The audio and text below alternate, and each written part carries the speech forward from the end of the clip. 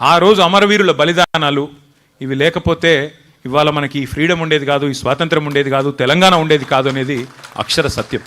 అందుకే కుట్రలను ఛేదించి కుతంత్రాలను అధిగమించి దేశ రాజకీయ వ్యవస్థనే మెప్పించి ఒప్పించి ఒక సుదీర్ఘ స్వప్నాన్ని సాకారం చేసుకున్న ఒక అద్భుతమైన ఘట్టం ఈరోజు ఆవిష్కరించబడ్డ రోజు మన జూన్ 2, 2014.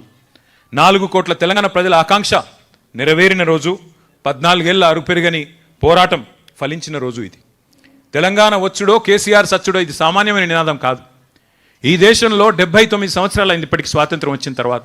ఒక్క రాజకీయ నాయకుని చూపెట్టండి నాకు. నేను ఎంచుకున్న మార్గం నుంచి తప్పుకోను, ఎత్తిన జెండా దించను, దించితే రాళ్లతో కొట్టి చంపే అధికారం మీకే ఇస్తున్నా అన్న ఒక్క నాయకుడు భారతదేశంలో ఎవరైనా ఉన్నారా? That is KCR.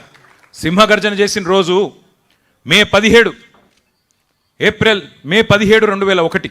ఆ రోజు కేసీఆర్ గారు నోటెమ్మడ వచ్చిన మాట, ప్రజాస్వామ్య పద్ధతుల్లో తెలంగాణ సాధిస్తాం, కానీ నేను గనక ఒకవేళ తప్పుకుంటే ఈ ఉద్యమం నుండి నన్ను కూడా రాళ్లతో కొట్టి చంపే అధికారం తెలంగాణ ప్రజలకిస్తున్నా అనే ధీరోదాత్తుడు కేసీఆర్ గారు.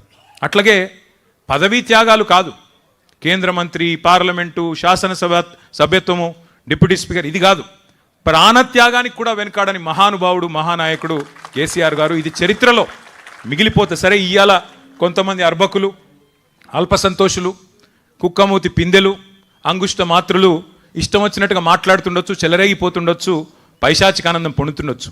కానీ దేశపతి శ్రీనివాస్ గారు చెప్పినట్టు మరి వాస్తవం, అది అక్షర సత్యం.